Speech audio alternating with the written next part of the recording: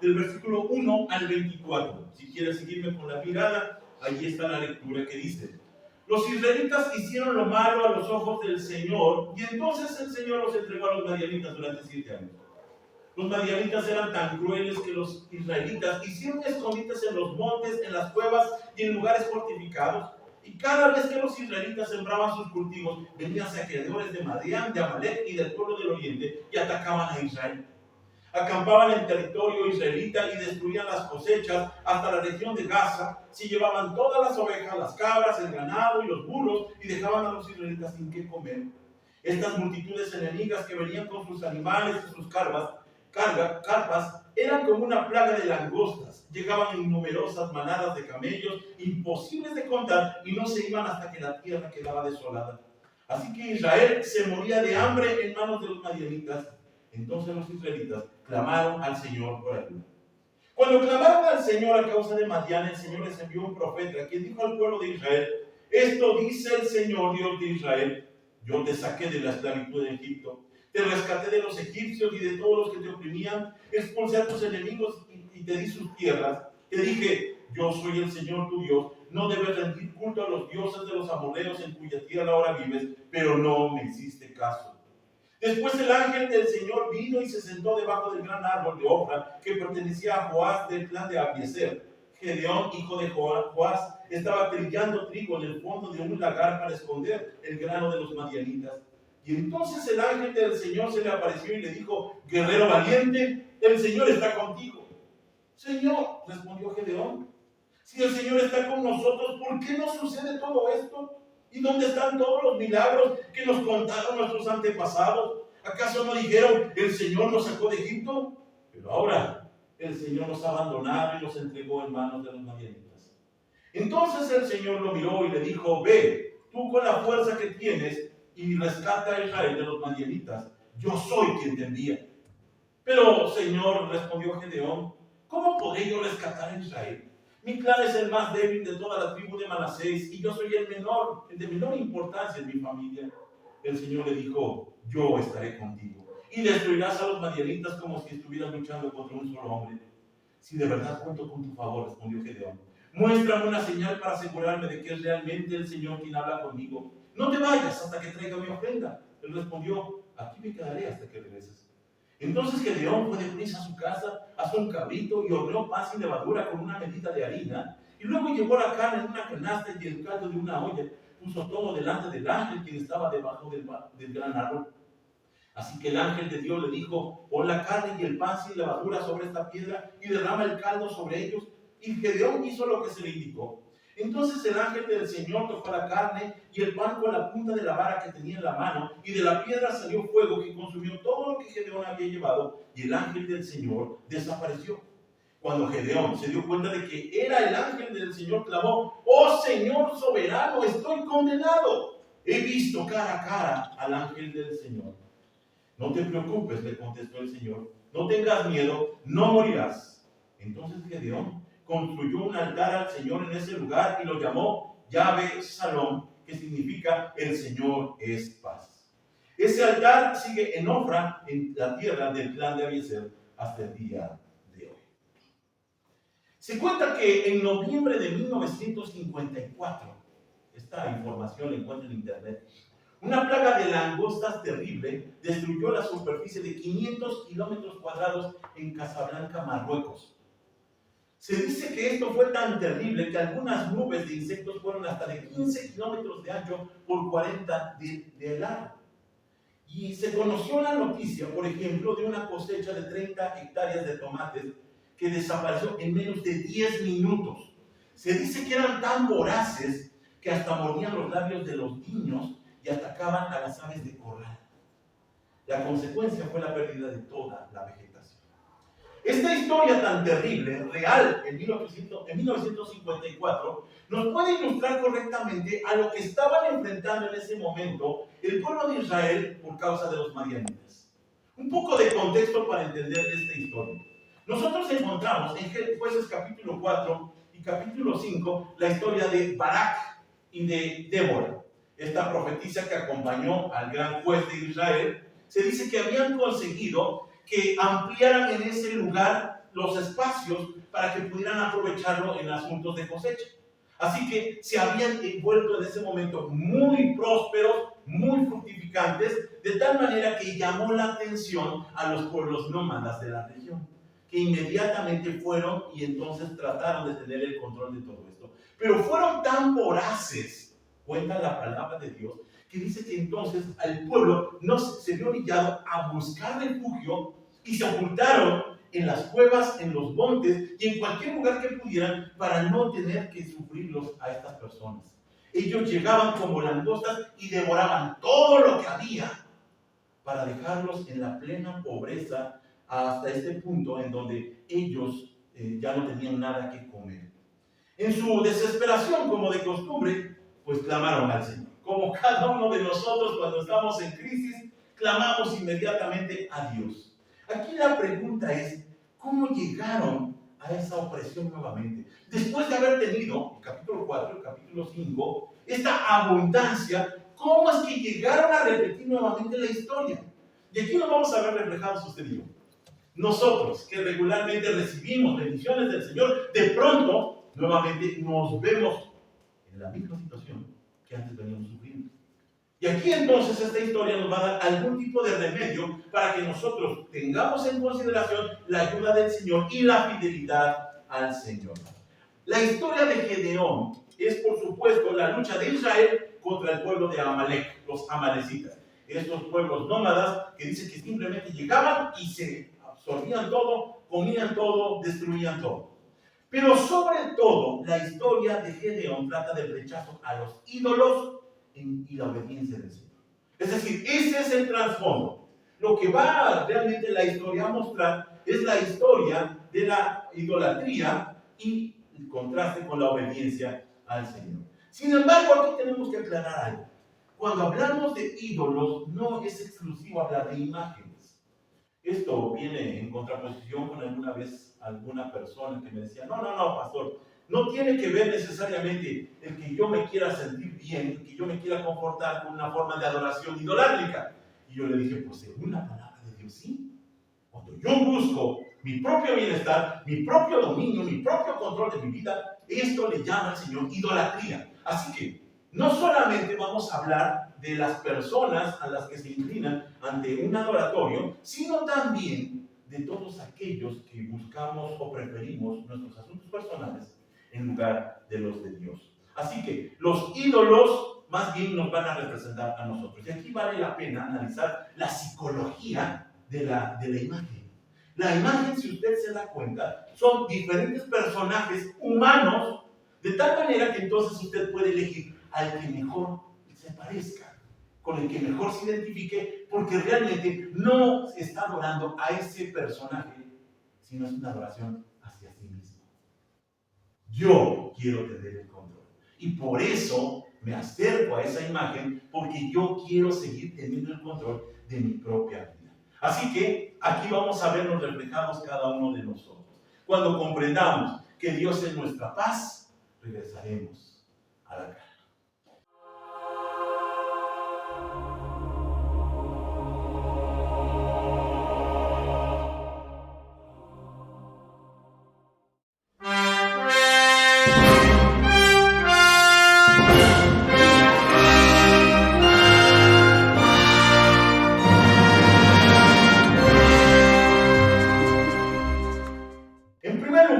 Quiero que analicemos esto que nos presenta la palabra de Dios de el regreso a la tierra. Y es que no podemos evitar ver que la vida religiosa provocó un tremendo contraste en el versículo 1 y el capítulo 5. El capítulo 5, si usted busca en sus Biblias, dice Cántico de Débora.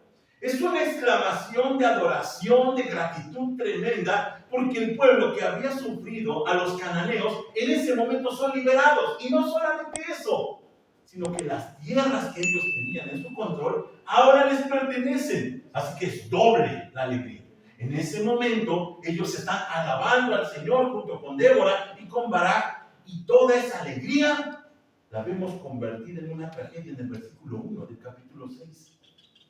En ese momento vemos cómo los israelitas no pudieron resistir mucho tiempo la atracción de otros dioses. Y esta es la historia de Jueces. Ellos son bendecidos, son rescatados, son limpiados, pero regresan nuevamente a lo mismo.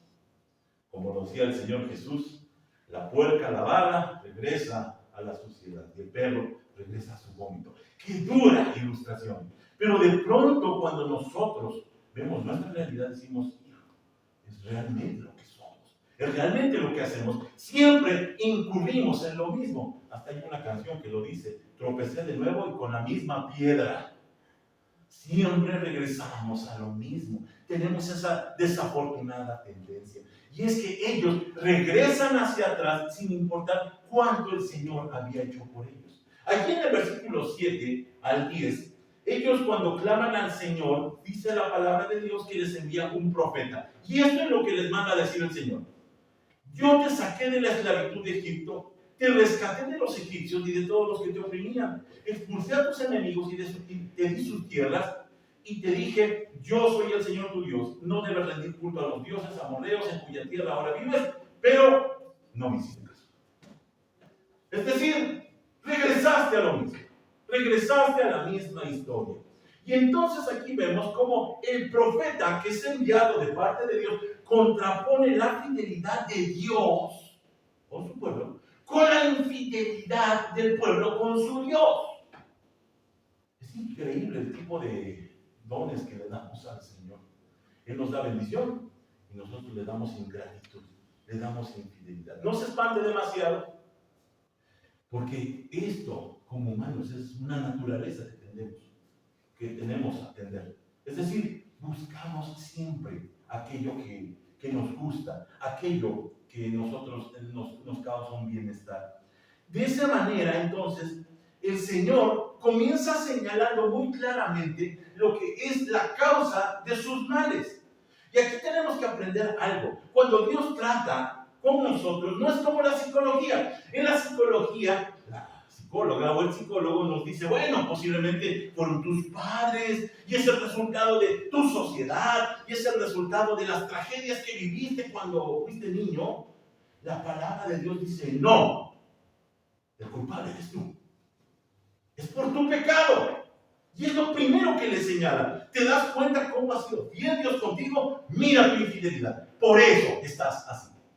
Así que Dios no va a dejar de señalar y dejar en duda al infractor. Y explica la razón de su mal. Y la razón de su mal se puede definir con la palabra apostasía. Esta palabra es rara, pero significa renuncia o negación de la fe.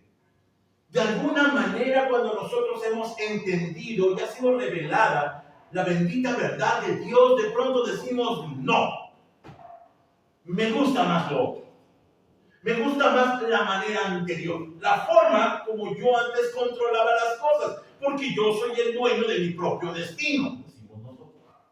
Me gusta cuando yo tenía el control religioso de mi vida, cuando yo disponía mis horarios y no tenía yo que asistir a una reunión, ni escuchar a un gritón, a lo mejor que en un momento dado estuviera allí haciéndome sentir mal. Y entonces nos demuestra definitivamente que esto es la realidad del ser humano dando pasos hacia atrás. Un caso así lo tenemos en el Nuevo Testamento, cuando el apóstol Pablo está hablando con la iglesia de Galacia. No sabemos exactamente dónde, pero sí sabemos que es en Asia Menor. Y él les dice, cuando han dado pasos hacia atrás, hacia la religiosidad del judaísmo, les dice, ¡ay, Gálatas tontos! ¿Quién los ha hechizado? Pues el significado de la muerte de Jesucristo se les explicó con tanta claridad como si lo hubieran visto morir en la cruz. Déjenme hacerles una pregunta. ¿Recibieron al Espíritu Santo por obedecer la ley de Moisés? ¡Claro que no! Recibieron al Espíritu porque creyeron el mensaje que escucharon acerca de Cristo. ¿Será posible que sean tan tontos después de haber comenzado su nueva vida en el Espíritu? ¿Por qué ahora tratan de ser perfectos mediante sus propios esfuerzos? Miren, que nosotros entonces nos sentimos un poco aliviados porque a los primeros cristianos, a los que recibieron directamente de los apóstoles y tal vez de alguna plática directa del Señor, también se volvieron atrás. Así que nos concentramos un poco y nos espantamos con los demás diciendo, bueno, es una característica nuestra, como seres humanos, así somos. El apóstol Pablo les dice, ¿cómo es posible que regresen a la religiosidad del judaísmo y desechen la gracia del Señor? sin duda alguna, es un grave llamado a nosotros, a dejar de una vez por todas todo aquello que no es correcto. Y es que cuando hablamos de la tentación de regresar a la religiosidad, es decir, al asunto de las obras, porque es más fácil hacer algo en lugar de simplemente creer, ¿no le parece? Por ejemplo, hay muchos que dicen, no, pues yo por eso diezmo y ofrendo, y con esto de alguna forma chantajeo al Señor y lo obligo y cumplo. ¡Qué mentira tan grande! Eso no es verdad, eso no es cierto. Definitivamente son puras obras, pura carnalidad y no fe. Y nos preguntamos, ¿por qué es tan llamativa la religiosidad? ¿Alguna vez se ha preguntado? A mí me causa curiosidad que siempre cuando se trata de religiosidad, las iglesias están llenas. ¿Se ha dado cuenta? Sea católico, sea testigo de Jehová, sea bautista, si hay cierto sinónimo de religiosidad, la gente lo busca. ¿Por qué? Porque la religiosidad tiene un encanto, nos hace sentir orgullosos. Miren lo que he logrado, miren a qué iglesia voy, miren la manera como vivo. Esto me hace sentir tan bien, que el Señor Jesús, cuando está hablando del asunto, allí en el Sermón del Monte, Mateo capítulo 6, versículos 1 al 4, dice, tengan cuidado. No hagan sus buenas acciones en público para que los demás los admiren, porque perderán la recompensa de su Padre que está en el cielo. Cuando le des a alguien que pasa necesidad, no hagas lo que hacen los hipócritas que tocan la trompeta en las sinagogas y en las calles para llamar la atención a sus actos de caridad. Les digo la verdad, no recibirán otra recompensa más que esa. Pero tú, cuando le des a alguien que pasa necesidad, que no sepa tu mano izquierda lo que hace su derecha, entrega tu ayuda en privado, y tu Padre, quien todo lo ve, te recompensará. Todo en el anonimato de mi fe. Aquí algunos se van a tener que dar cuenta que la forma como cogemos ofrenda no es un punto en el programa. Está allí el ofrendero y quien quiere se acerca. Porque consideramos que esto no es una forma de patrocinar la religiosidad, para que vean las personas lo fiel y lo cumplidor que son. Sin duda alguna, esto tiene que quedar fuera de nuestras vidas para que entonces no entremos a una vida religiosa, una vida de apariencias, que es tan peligrosa como ser ateo. Una vida religiosa. Y eso es lo que provoca la guerra. El gran conflicto que tiene el pueblo de Israel aquí en Jueces, esa guerra tan terrible con Amalek, es por causa de su religiosidad. Ellos eligieron los dioses cananeos, los adoptaron y pensaron que con ellos estarían mejor. Regresaron a sus viejas maneras, regresaron a sus viejos formatos, y entonces en ese momento todo se les viene encima, se les cae todo. Y demuestra que la vida religiosa es una vida de guerra, es una vida de lucha, es una vida que no es de libertad en Cristo Jesús. Esto tienen que reconocerlo. Por consecuencia, es una vida avergonzada. Miren lo que dice el versículo 11. Después el ángel del Señor vino y se sentó debajo del gran árbol de Ofra que pertenece a Joás, del clan de Abiezer. Gedeón, hijo de Joás, estaba trillando trigo en el fondo de un lagar para esconder el grano de los madianitas. Lo que es importante, lo que es sorprendente, es alcanzar a ver que Gedeón estaba también escondido. El hombre que Dios va a escoger, que va a elegir para rescatar a su pueblo, está escondido. Y esto de esconderse, lo vemos desde el Génesis, es una manera de vergüenza.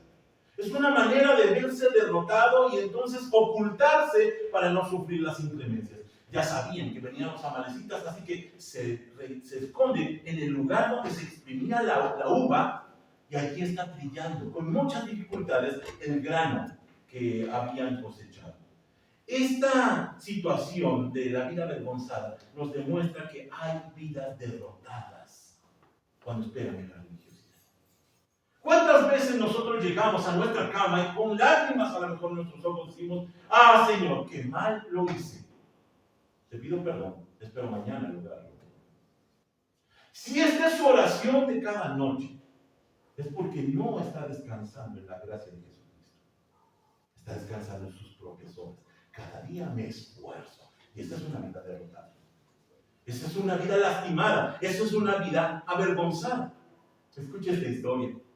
Se cuenta de un hombre maduro que encontró a su exnovia y a su familia, y se dice que en medio de la conversación acerca de cómo les había ido en la vida, él tuvo que confesar con vergüenza que andaba cazando Pokémon.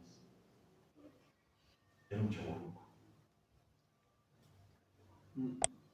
En lo que la otra persona había logrado estabilizar su vida, este era un mediocre. No es lo que estás viviendo. Deberías de tener una vida distinta a lo que hoy tienes. Y eso es lo que nos lleva cada noche a tener que lamentar nuestra triste situación. Pero solamente la palabra de Dios nos regresa al reflejo de lo que debería de ser. Tendemos a perder la vergüenza cuando nos acostumbramos a nuestra situación. Igual como todos, ¿se acuerda usted de la ilustración de la ranita? Si usted quiere hervir, matar a una ranita hervida, la pone en agua fría, la pone en la estufa y poco a poco se va acostumbrando al calor, hasta que es demasiado tarde para salir. Eso somos nosotros, nos acostumbramos a todo. Y de pronto decimos, bueno, pues hay otros peores. No es cierto, nosotros somos los de la última fila. Pero decimos, pues no está mal. La realidad es que solamente cuando recuperamos la conciencia es cuando reconocemos nuestra realidad comparada. Mira al de junto, mira al que está progresando, mira al que logró salir de ese problema. Ahí es cuando decimos, caray, sí tengo problemas. Y la palabra de Dios, por eso debe de estar muy cerca de nuestras vidas, porque constantemente nos saca de la duda aquella que pudiéramos tener acerca de lo que debemos ser y lo que en realidad somos. Cuando nosotros vamos a compararnos en la palabra de Dios, nos damos cuenta que tal vez nos parecemos más a los israelitas, que están siendo lastimados y avergonzados por causa de su propia necedad, por causa de regresar siempre lo mismo, en lugar de parecer a la victoria de la iglesia de Jesucristo en el Nuevo Testamento. Escuche, la religiosidad es exigencia. Es decir, nosotros mismos podemos exigirnos a nosotros mismos, pero nadie puede cumplir tales expectativas. Aquello que idealizamos y que pensamos que deberíamos ser según nuestros propios parámetros, eso es religiosidad. Por eso hay frustración en nuestras vidas. Ahora, la historia no termina aquí, porque habla acerca de un retorno a la paz. ¿Cómo es que regresaron de esa situación tan terrible a la paz que tanto anhelaban? Y en primer lugar vemos una vida útil para el Señor. Dice en los versículos 12 al 15 que vuelvo a leer. Entonces el ángel del Señor se le apareció y le dijo, guerrero valiente, el Señor está contigo. Señor, respondió Gedeón, si el Señor está con nosotros, ¿por qué nos sucede todo esto? ¿Y dónde están todos los milagros que nos contaron nuestros antepasados? ¿Acaso no dijeron que el Señor nos sacó de Egipto? Pero ahora el Señor nos ha abandonado y nos entregó en manos de los madianitas. Entonces el Señor lo miró y le dijo, ve tú con la fuerza que tienes y rescata a Israel de los madianitas. Yo soy quien te envía. Pero el Señor respondió Gedeón, ¿cómo podré yo rescatar a Israel? Mi clan es el más débil de toda la tribu de Manasés y yo soy el de menor importancia en mi familia. Igual como sucedió con Moisés, ¿se acuerda usted ahí en la zarza ardiente? Cuando el Señor lo comisiona que rescate a su pueblo, Moisés dice, no, Señor, no puedo hablar, no tengo fuerza, envía a otro. O como sucedió con Jeremías, si leemos su profecía, él dice, soy demasiado joven. Y el Señor dice, no digas soy demasiado joven, yo te di todo lo que tú eres. Vemos entonces a Gedeón poniendo excusas para no aceptar la misión que le parece imposible. Cuando nosotros analizamos nuestra situación, la realidad es que es imposible. A mí me gusta alguna vez que alguien dijo, la vida cristiana no es difícil, es imposible si se vive con nuestras propias fuerzas.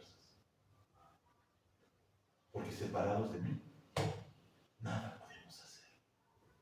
Así que queda claro que Gedeón lo que está mirando como llamado, como propósito para poder cumplir, para él francamente lo rebasa. Y es así siempre. Dios no nos llama porque podemos con el asunto. Nos llama porque no podemos. Porque Él estará de por medio.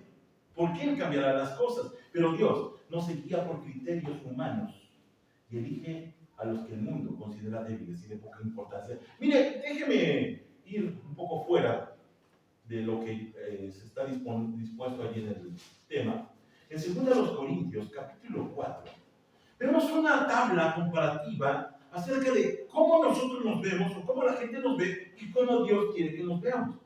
Dice en el versículo 8, por todos lados nos presionan las dificultades, pero no nos aplastan, dice el apóstol Pablo. Estamos perplejos, pero no caemos en la desesperación. Somos perseguidos, pero nunca abandonados por Dios. Somos derribados, pero no destruidos. Un poco más adelante, en el capítulo 6, el versículo 8, el apóstol Pablo completa la lista. Dice, somos sinceros, pero nos llaman impostores. Nos ignoran, aun cuando somos bien conocidos. Vivimos al borde de la muerte, pero aún seguimos con vida. Nos han golpeado, pero no matado. Hay dolor en nuestro corazón, pero siempre tenemos alegría. Somos pobres, pero damos riquezas espirituales a otros. No poseemos nada y sin embargo lo tenemos todo. Las dos listas se resumirían en lo que ve el hombre y lo que ve Dios. Nosotros nos vemos derribados, destruidos, lastimados, pero Dios nos ve constantes, de pie, enriquecidos. La visión de Dios es distinta a la nuestra. Así que por eso Él no se guía por criterios humanos. No nos mira diciendo si puedes o no puedes. Porque no depende de nosotros, sino depende del Señor. En 1 Corintios, o nuevamente el apóstol Pablo en su capítulo 1, versículos 27 y 28, dice, en cambio Dios eligió lo que el mundo considera ridículo para avergonzar a los que se creen sabios. Y escogió cosas que no tienen poder para avergonzar a los poderosos. Dios escogió lo despreciado por el mundo, lo que se considera como nada, y lo usó para convertir en nada lo que el mundo considera importante. Mire, nosotros estamos en este lugar no porque seamos los mejores, sino porque Dios tuvo misericordia. No hay ninguna soberbia en nuestras vidas. Aquí tenemos que notar lo que el versículo 13 había dicho Gedeón, ya regresando nuevamente a Jueces capítulo 6. Él había dicho, si el Señor está con nosotros, ¿por qué no sucede esto? ¿Dónde están los milagros que nos contaron nuestros antepasados? Cuando dijeron que el Señor nos sacó de Egipto. ¿Sabe qué está sucediendo acá? Que Gedeón, junto con toda la gente, dice, no, es falla de Dios, porque nosotros estamos bien. ¿Se dan cuenta del problema del autoengaño? Cuando nosotros pensamos, pero si he cumplido, pero si voy a la iglesia, pero si ofrendo, nuestras ideas, ¿no? Pero si soy fiel, pero si me comporto, ¿por qué me va así? Puro autoengaño. Y es el más terrible de los engaños. Cuando nosotros pensamos que tenemos la razón, y en ese momento Gedeón está reclamando, no nos debería de ir así. ¿Dónde está Dios? Dios ya les había aclarado. Pero aún así están inconscientes. Así que en ese momento podríamos nosotros pensar, pues Dios tendrá que escoger a otro, ¿no? Porque Gedeón francamente no se da cuenta. Tendría razón entonces Moisés diciendo, llama a otro, porque francamente yo no puedo. A veces nosotros cuando estamos con esta actitud de querer tener la razón, nos parecemos muchísimo a Job en su capítulo 40, versículo 8, que le reclama al Señor, ¿pondrás en duda mi justicia y me condenarás solamente para probar que tienes razón? Y este es el gran problema cuando nosotros insistimos en que algo no merecemos, estamos culpando a Dios de injusto. Así que pensamos, este no sirve, este definitivamente no tiene que ser requerido. Por lo anterior, entonces tendríamos que considerar que Dios escoja a otro. Pero el versículo 16 dice todo lo contrario. El Señor le dijo, yo estaré contigo y destruirás a los madianitas como si estuvieras luchando contra un solo hombre. Los madianitas son miles, pero dice Dios que su fuerza es tan poderosa que puede hacerle ver y sentir que Él es suficiente para emprender esa situación. Aquí encontramos algo que es muy importante. Por ser inútil Gedeón, era útil a Dios. ¡Qué buenas noticias! ¿Se da cuenta lo que somos? Pues somos candidatos perfectos para Dios. Por inútiles. Por no poder. Porque Dios sí puede. Yo no puedo. Así que alegrémonos. Sí tenemos esperanza. Sí tenemos oportunidad. Ya he contado esta historia en alguna ocasión cuando estábamos ahí en el seminario. Y teniendo un espacio entre clases, nos surgió la plática ociosa de los estudiantes, en donde empezamos a preguntar acerca de a qué nos dedicábamos antes de llegar al seminario, y ahí hubo las respuestas. Bueno, pues yo era el presidente de los jóvenes, y yo me hacía cargo de tal ministerio, o yo era diácono, alguno dijo, yo iba llegando como pastor de jóvenes, y entonces alguien dijo, pues se dan cuenta que estamos en lo mejor de la iglesia. Para que alguien dijera, pero no me conociste antes de ser diácono,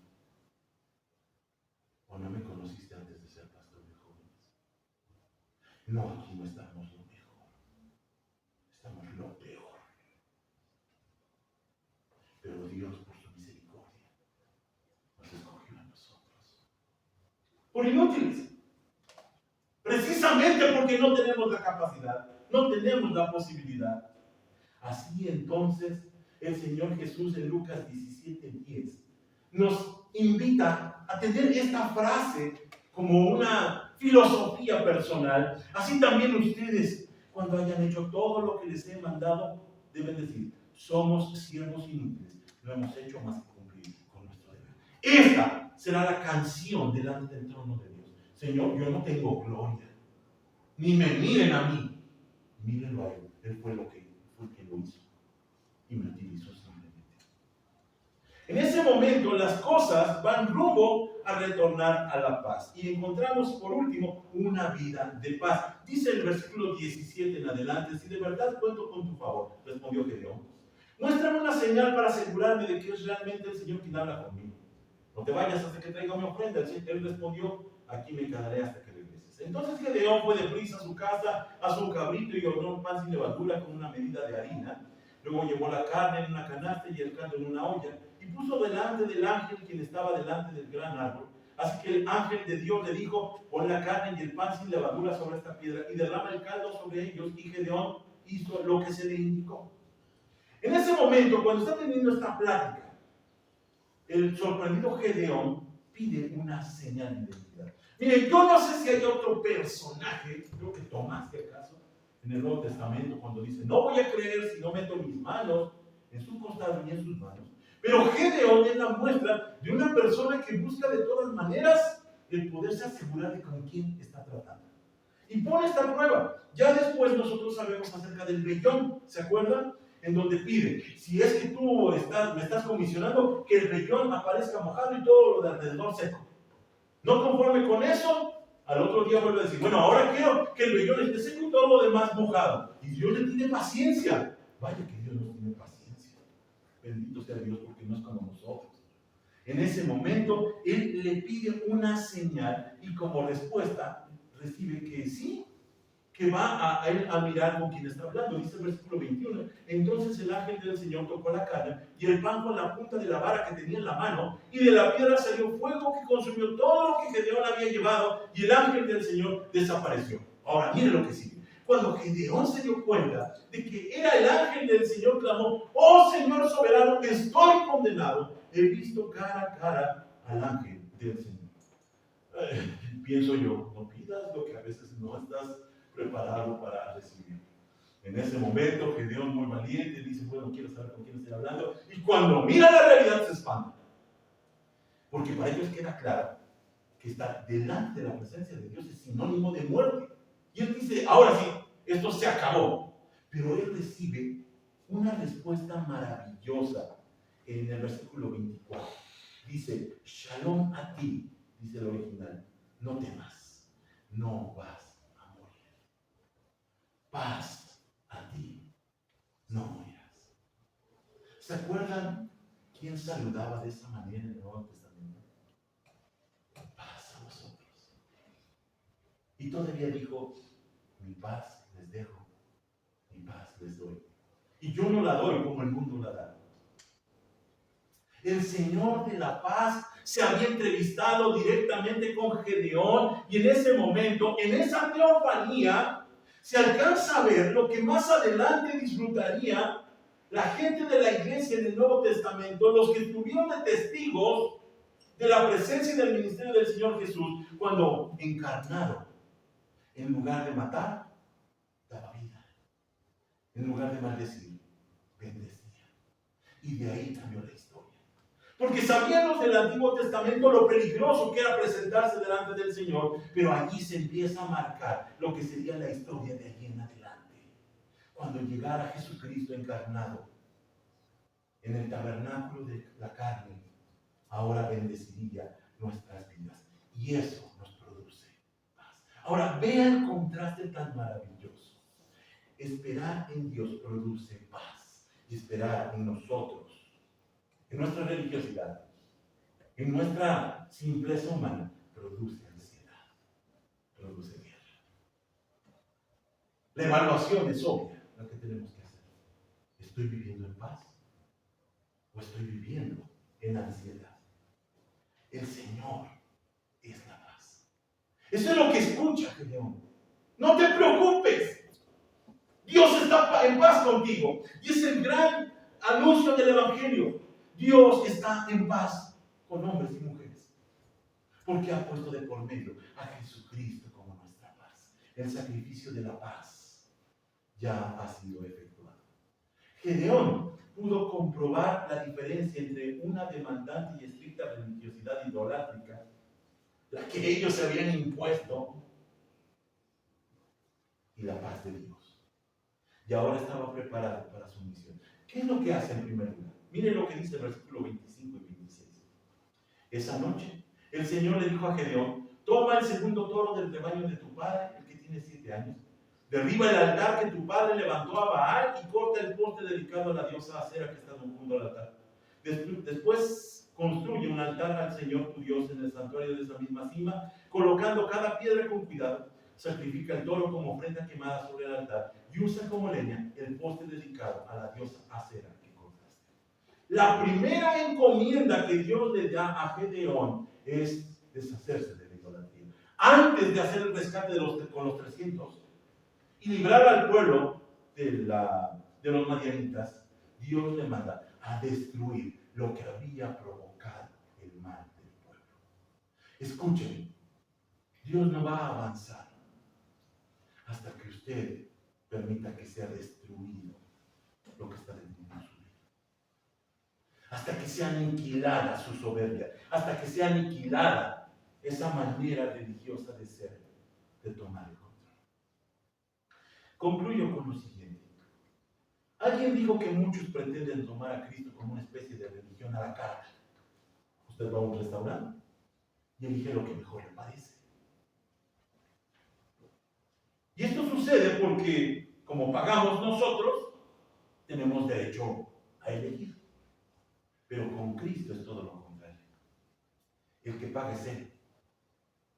Por lo tanto, Él es el que escoge lo que conviene. Y es que el gran problema es que nosotros, en muchas ocasiones, solamente escogemos el cristianismo lo que nos gusta o lo que nos conviene. Y lo demás lo rechazamos. Pero tenemos que ser claros en que Jesucristo tiene el control y el derecho de todas las cosas. Al final, con 300 hombres, Gedeón derrotó a Madián. En el capítulo 7 usted lo puede ver con toda calma. Pero sobre todo, derrotó la religiosidad del pueblo. Después de tanto tiempo enfrascados en eso, encontramos como Dios sigue rechazando la idolatría, la adoración a otro que no sea Él. Está esperando que comprendamos que Él es nuestra paz. Oremos al Señor. Te agradecemos, Dios, por tu bondad. Te agradecemos, Señor, por tu llamado, por lo maravilloso de tu palabra, que nos obliga a evaluar lo que estamos haciendo y que en ocasiones, Señor, nos hemos autoengañado, pensando que tenemos la razón y sabiendo, Señor, sin embargo, muy profundamente que estamos equivocados. Te pedimos, Dios, que tú nos permitas tu misericordia para abrir nuestros ojos como los ciegos y entonces podamos ver claramente acerca de lo que está provocando todo nuestro mal. Sé tú nuestra paz, Señor. Si estamos en guerra, si estamos en ansiedad, si estamos en crisis, sé tú nuestra paz, Señor, porque necesitamos de esa paz para poder sobrevivir en este mundo de guerra. Te pedimos, Señor, que llegues muy profundo a nuestros corazones y que nos permitas tu misericordia cada día, según tú lo has dispuesto. Gracias te damos por tu palabra. Oramos en el nombre de Jesús.